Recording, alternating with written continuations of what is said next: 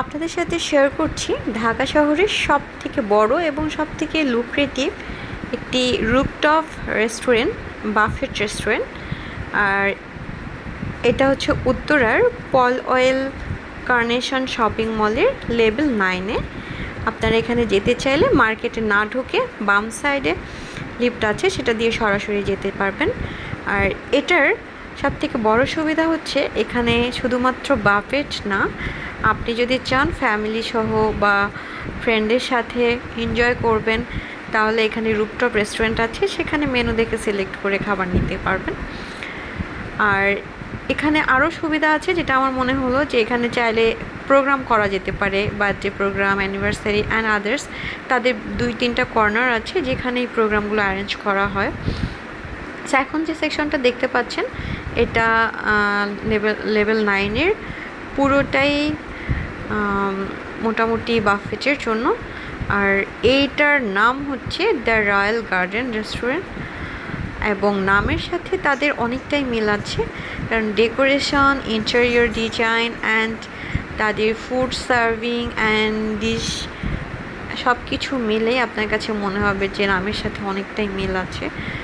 সেখানে সপ্তাহে সব দিনেই আপনি যেতে পারবেন লাঞ্চে অথবা ডিনারে। এছাড়াও যদি রুফটপ রেস্টুরেন্টে যেতে চান সেক্ষেত্রে এনি টাইম ওখানে যেতে পারবেন। তো আমার কাছে যেটা মনে হয়েছে রুফটপ সেকশনটাতে যদি কেউ বিকেল বেলায় বা পরন্ত বিকেল যেটাকে বলে সে সময় যায় তাহলে খুব ভালো হবে, সূর্য ডুবাটা দেখতে পারবে। অসাধারণ সুন্দর একটা জায়গা ওটা।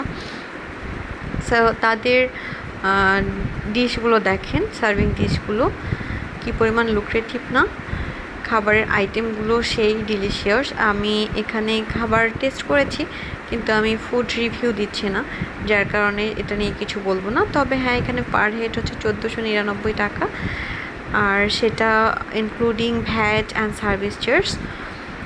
তো মেইন ডিশগুলোর দেখাচ্ছি কিছুটা, সবগুলো যদিও আমি ভিডিওতে ধারণ করিনি।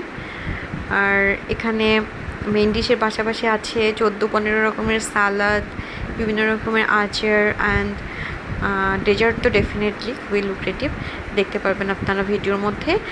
এটা ফ্রুটস অ্যান্ড সালাদ সেকশনটা দেখেন, এখানে বিভিন্ন ধরনের সালাদ এবং ডেকোরেশনটাও ডেফিনেটলি ডিফারেন্ট।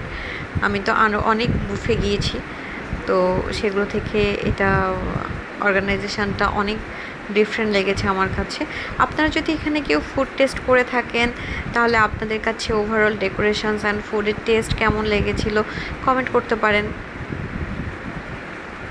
সো এই তো সালাদ আইটেমগুলো।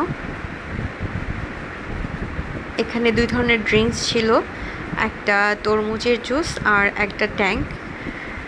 এছাড়া কফি ছিল, কফি সেকশন ছিল এখানে। সো স্যুপ ছিল 2 ধরনের, একটা ছিল রেগুলার থাই স্যুপ বাট সেখানে অনেক চিকেন ছিল, আর একটা ভেজিটেবল স্যুপ নাম, বাট এখানেও অনেক বেশি চিকেন, মাশরুম অ্যান্ড ভেজিটেবল ছিল। এই তো দেখতে পাচ্ছেন এখন ডেজার্ট সেকশনটা। ডেজার্টের মধ্যে তাদের পুডিং, পায়েস, বিভিন্ন ধরনের কেক, নবাবী সেমাই থেকে শুরু করে আরও অনেক কিছুই ছিল। আর আমরা যখন গিয়েছি তখন একেবারেই ফাঁকা ছিল, কারণ এটা ফ্রাইডে নামাজের টাইমটাতে ছিল, সম্ভবত নামাজের পরপরই লোকজন চলে আসে। তো আমরা যখন গিয়েছি তখন একদমই ফাঁকা ছিল, ভিডিওটা করেছি সুন্দরভাবে। যদিও তখন তাদের অনেকগুলো আইটেমই সার্ভ করা হয়নি, দ্যাট মিন্স শুরু হওয়ার আগেই চলে গিয়েছিলাম অ্যাকচুয়ালি। তো এটা হচ্ছে টপ সেকশনটা, দেখেন রুফটপ।